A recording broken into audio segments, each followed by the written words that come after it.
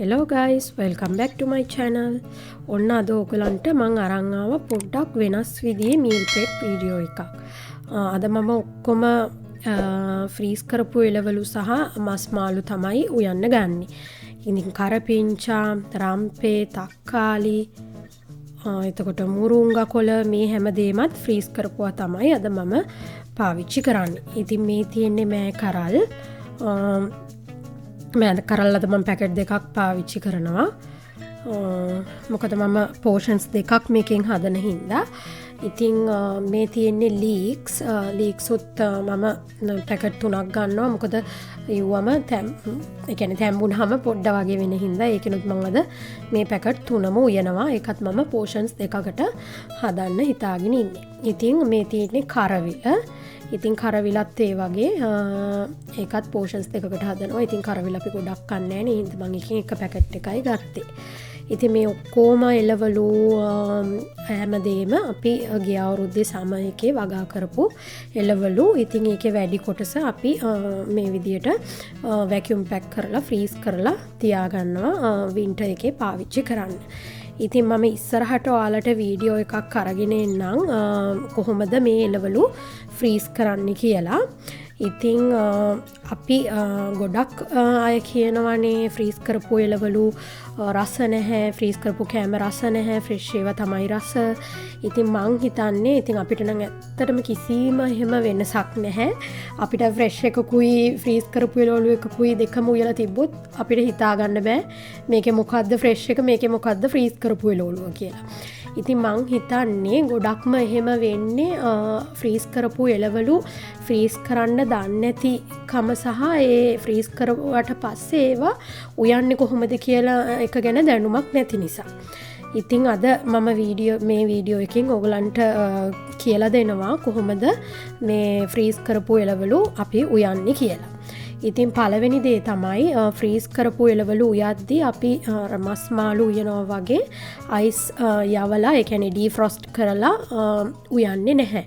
එහෙම වුණාම වෙන්නේ අර මේකේ තියෙන ඔක්කොම අයිස් ටික වටේ තියෙන අයිස් ටික ඔක්කොම දිය වෙලා එළවලු ටික ඔක්කොම තැම්බිලා දිය රසක් එන එක තමයි වෙන්නේ. එතකොට තමයි එළවලු රස නැහැ දිය රහයි කියලා කියන්නේ.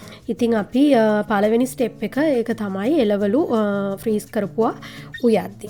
ඉතින් මේ තියෙන්නේ කරපිංචා. ඉතින් කරපිංචාත් ඔක්කොම ෆ්‍රීස් කරලා තියෙන්නේ. ඒක නම් කඩින් ගෙනාපු කරපිංචා එකක්.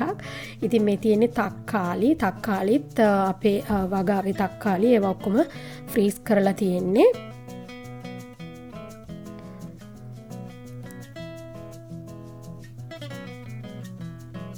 ඉතින් මේ තියෙන්නේ රම්පෙත් අපි ලංකාවෙන් එනකොට අරන් ආපු රම්පේ.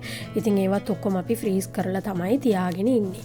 මේ තියෙන්නේ අමු මිරිස් නම් අපි ගිය අවුරුද්දේ සම එකේ වගා කරපු අමු මිරිස් මේ වින්ටර් එකට අරන් තියාගත්තු ඒවා.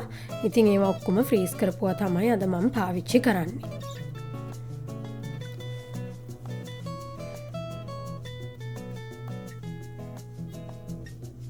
ඉතින් මම මේ එළවලු විනාඩි 5ක් විතර ෆ්‍රීසර් එකෙන් අරගෙන චුට්ටක් මේ අයිස් යන්න කියන්නේ සම්පූර්ණයෙන්ම යන්න නෙමෙයි විනාඩි 5ක් එළියෙන් තිබ්බයි කියලා ඉතින් මේකේ අයිස් ටික එකපාරට දිය වෙන්නේ නැහැ.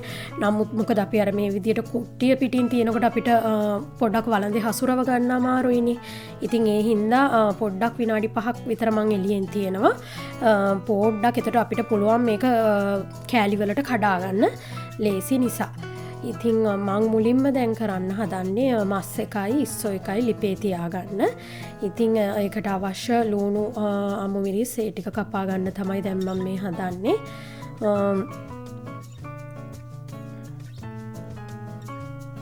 ලුණු අමු මිරිස් ඊට පස්සේ තක්කාලි ඒ ටික කපලා මං තියාගන්නවා. මුලින්ම මේ දෙක හදාගන්නවා මේ මොකද මට ලේසි ඒ දෙක එක සැරේ හදාගන්න එක. ඉතින් මං වලන් දෙකක් ලිපේ තියලා දෙකටම තෙල් චුට්ටක් දාලා ඒක රත් වෙන්න තියෙනවා.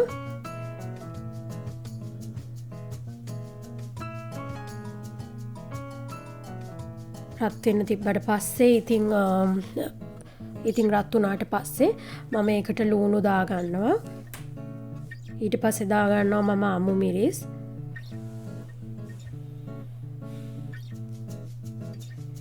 ඒ ටික චුට්ටක් කලවම් කරලා ඉතින් දැන් මම මේ දාගන්න හදන්නේ කරපිංචා.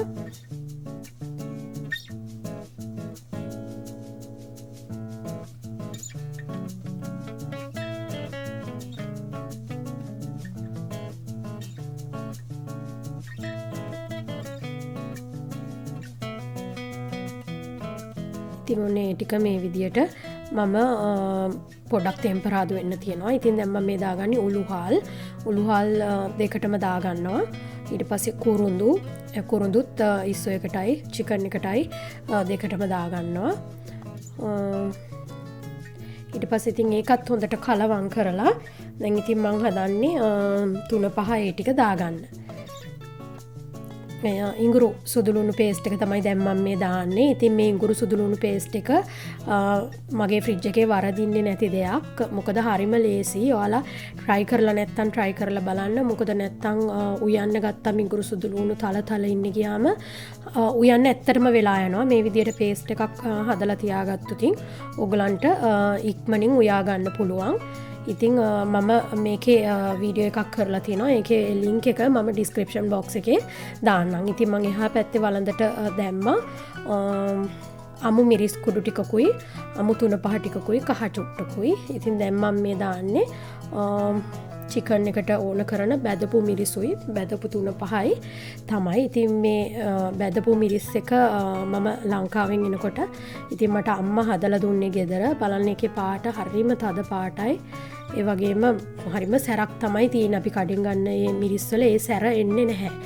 ඉතින් මම ඕන දැන් චිකන් එක දැම්මා. ඊට පස්සේ ඉස්සෝ ටිකක් දාලා කලවම් කරගන්න තමයි හදන්නේ.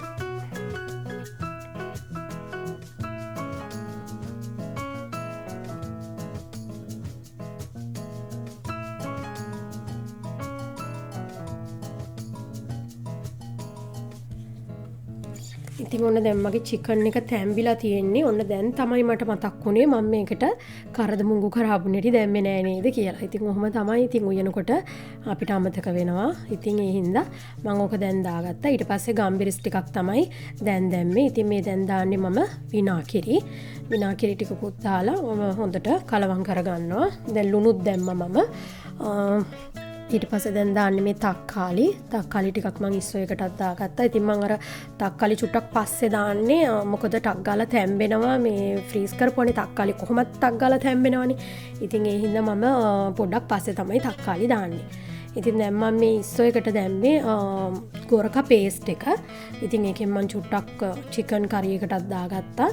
හොඳට එතකොට අර ගොරකා අඹරලා තියෙන හින්දා හොඳට ඇඹුල හිටිනවා.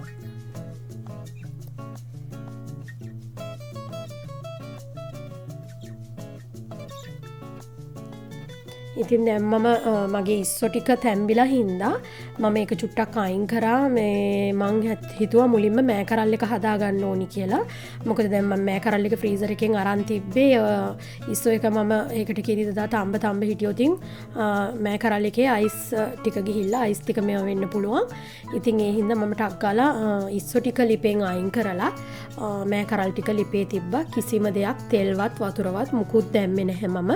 නිකම්ම වළඳට මෑකරල් ටික දාලා වහලා තිබ්බා ගින්දරේ. හැබැයි කර ගන්න නැතුව මද ගින්දරේ ඒක තම්බ ගන්න තියෙන්නේ. ඒකේ තියෙන අයිස් ටික දිය වෙලා ඒකෙන්ම තැම්බෙනවා. ඉතින් අපි දෙවෙනි කාරණේ තමයි ෆ්‍රීස් කරපු ඒවා උයනකොට අපි මතක තියාගන්න ඕන අපිට වතුර දාන්නම අවශ්‍ය දෙයක් නම් එක්ක මේස හැන්දක් දෙකක් උපරිම දාන්න ඕනි. එහෙම නැත්නම් වතුර නොදාම උයන්න පුළුවන් නම් ගොඩක් හොඳයි. නැත්නම් වතුර ගතිය වැඩි වෙනවා අන්තිමට. ඉතින් ඔන්නේ අතරේ මම ඉස්සෝ ටික ආපහු ලිපේ තියලා ඒකට කිරි දැම්මා. ඉතින් ෆ්‍රීසර් එකේ තිබුණා තව ෆ්‍රීස් කරපු මුරුංගා කොළ වගේක් ඒ ටිකක් දාලා ඉතින් මම දැන් හොඳට ඒක කලවම් කරා. ඊට පස්සේ වතුර චුට්ටකුත් දැම්මම මොකද මට තේරුණා කිරි එක ගොඩක් උකු වැඩි කියලා. ඉතින් කිරි එක නටනකොට මම සාමාන්‍යයෙන් කිරි දානේවට දානවා අබ කුඩු ටිකක්.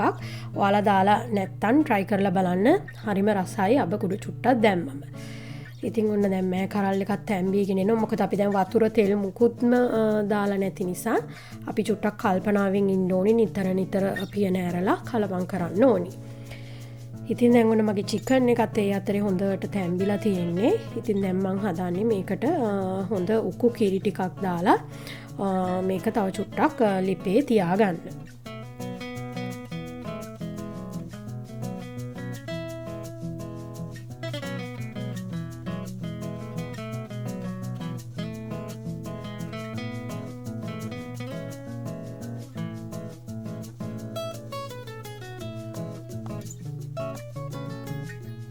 ඔන්න ඉතින් දැන් මගේ ඉස්සෝ කරි එකත් හොඳට නටනවා.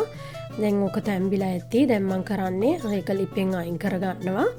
ඉතින් අපේ මෑ කරල් එක නම් දැන් ඔන්න හොඳටම තැම්බිලා තියෙන්නේ අවශ්‍ය ගානට. ඉතින් දැන් මම හදන්නේ ඒක ටෙම්පරාදු කරගන්න. දැන් චිකන් කරි එකත් හරි. ඔන්න දැන් මම ඒකත් පැත්තකින් තියලා හදන්නේ මෑ කරල් එක ටෙම්පරාදු කරගන්න. ඉතින් මම ඒකට මුලින්ම දැන් තෙල් චුට්ටක් තියලා ලිපේ කරපිංචා ඊට පස්සේ රාම්පේ ටික දාලා මුලින්ම ටෙම්පරාදු කරගන්නවා.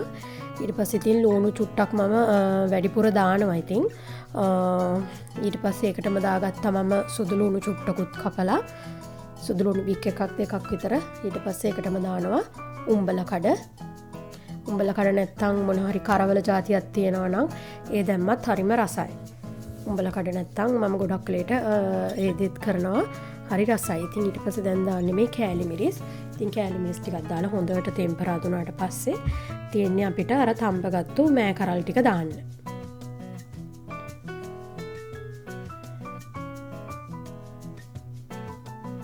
ඉතින් මම දැන් ලුණු චුට්ටක් දාගන්නවා. මොකද මම මේක තැම්බෙනකොට ලුණු දැම්මේ නැහැ. මොකද එතකොට වැඩිපුර තවත් වතුර උනන නිසා ලුණු දැම්මේ නැහැ. ලුණු ටික මම අන්තිමට තමයි දාගන්නේ. ඉතින් මම මෑ කරල් එක තඹගත්තු වළඳටම දාගන්නවා ලීක්ස් ටික. ඉතින් දැන් මම ලීක්ස් ටික ටක් කාලා හදාගන්න යන්නේ. ඉතින් ලීක්ස් ටිකටත් ඒ වගේ මොනවත් මම වතුර මුකුත් දාන්නේ නැහැ. ඉතින් අයිස් පිටින්ම ලීක්ස් ටික දාලා චුට්ටක් ඒක අර කුට්ටි වට තියෙන ගතිය චුට්ටක් අත්ෙන් ලිහලා ගන්නවා. මම ඒක විනාඩි 5ක් විතර චුට්ටක් එළියෙන් තිබ්බම අපිට ඒක ලිහා ගන්න ලේසි. නැත්තම් වළඳෙම එකපාරට කුට්ටිය පිටින් තියෙනකොට අපිට චුට්ටක් අමාරුනේ ඒක හසුරවන්න. ඒ නිසා ඉතින් දැන් මම ඒකට අවශ්‍ය ලුණු අමු මිරිස් ටික තමයි මේ කපාගන්නේ. ඒකට ලුණු අමු මිරිස් සුදු ලුණු බික් එකක් දාලා ලිපේ තියෙනවා. ඉතින් දැන් මම මේ වෙලාවේ ලිප පත්තු කරලා තියෙන්නේ. එතකොට ඒකේ අයිස් ටික හිමින් හිමින් දිය වෙනවා. ඒ අතරතුර තමයි මම මේකට අවශ්‍ය 3-5 ඒවා ටික දාන්නේ. ඉතින් ඒකට මම ගොඩක් එළවලු කිරට උයනකොට මම දාන්නේ 3-5 සහ කහ උළුහල් ඒ ටිකක් විතරයි. මිරිස් දානවා හරිම අඩුයි. ඉතින් පේනවනේ අපේ මෑ කරල් එකත් හරි රසට තියෙනවා ටෙම්පරාදු වෙලා. ඉතින් දැන් මෑ කරල් එක ලිපේ හරියන අතරේ මම මේ ලීක්ස් එක දැන් හොඳට තැම්බිලා තියෙන්නේ. මම ඒකට ඔන්න දාගත්තා කිරි ටිකක්.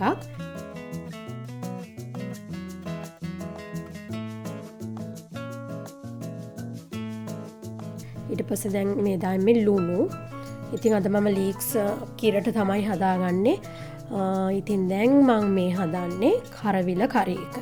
කරවිල ඉතින් අපි ගොඩාක් කන්නේ නැහැ. ඉතින් අපේ ගෙදර කට්ටිය කරවිල කන්න කැමතිත් නැහැ. කරවිල වවන්න කැමති.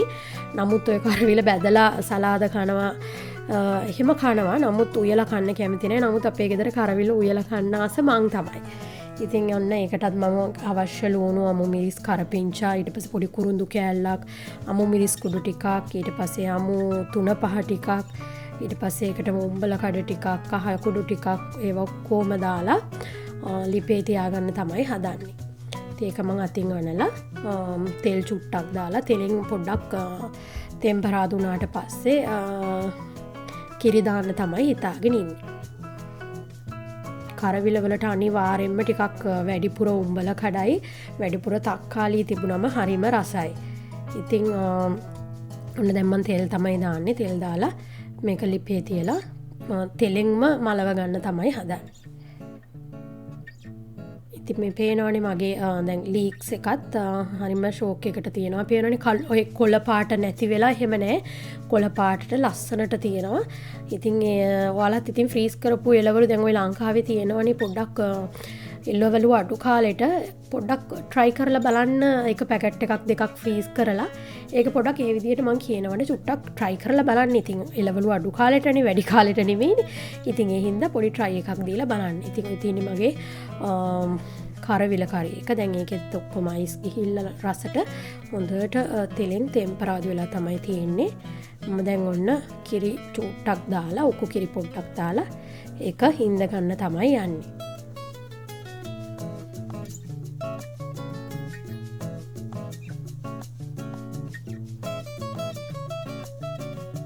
ඉතින් මම දැන් ඔක්කොම උයලා ඉවරයි. මේ තියෙන්නේ මගේ ඉස්සෝ කරි එක. මේ තියෙන්නේ චිකන් කරි එක. ඉස්සොත් කිරි දාලා තියෙන්නේ, චිකනුත් කිරි චුට්ටක් දාලා හදලා තියෙන්නේ. මේ තියෙන්නේ මගේ කරවිල කරි එක. හරිම රසට තිබුණා, චුට්ටක්වත් තිත්ත නැහැ. ඉතින් මේ තියෙන්නේ මගේ මෑකරල් කරි එක. ඉතින් මේ තියෙන්නේ මගේ ලීක්ස් කිරට උයපු එක. ඉතින් මෙතන මගේ තියෙන්නේ මෙනුස් දෙකක්. මෙනුස් දෙකක් කියන්නේ දැන් පළවෙනි මෙනු එක තමයි ඉස්සෝ කිරට උයලා මෑකරල් තෙල් දාලා. ඊළඟ එක තමයි චිකන් උයලා ලීක්ස් උයලා කරවිල. ඉතින් මේ එකන දැන් මං උයන්නේ මේ අද අඟහරුවාදා. ඒ කියන්නේ අඟහරුවාදා මම එක මෙනු එකක් කනවා, අනිත් එක බදාදා. ඊට පස්සේ ආයේ සිකුරාදාට බ්‍රහස්පතින්දාට කනවා අඟහරුවාදා කාපු එක.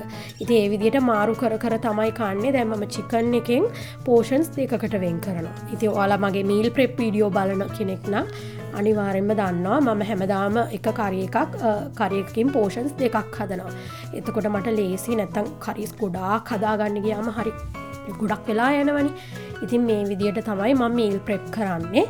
ඉතින් මං හිතනවා ඕගොල්ලන් මේ වීඩියෝ එකෙන් යමක් ඉගෙන ගන්න ඇති කියලා. ඉතින් ඔයාලා මේ වීඩියෝ එකට කැමති නම් ලයික් එකක් දාලා, ඉතින් මේ වීඩියෝ එක ගැන ඔයාලා මොකද හිතන්නේ කියලා කමෙන්ට් එකක් දාලා, සබ්ස්ක්‍රයිබ් කරලා නැත්නම් channel එක සබ්ස්ක්‍රයිබ් කරන්නත් අමතක කරන්න එපා. එහෙනම් අලුත් වීඩියෝ එකකින් හම්බ වෙමු. ගිහින් එන්නම්. චාෝ.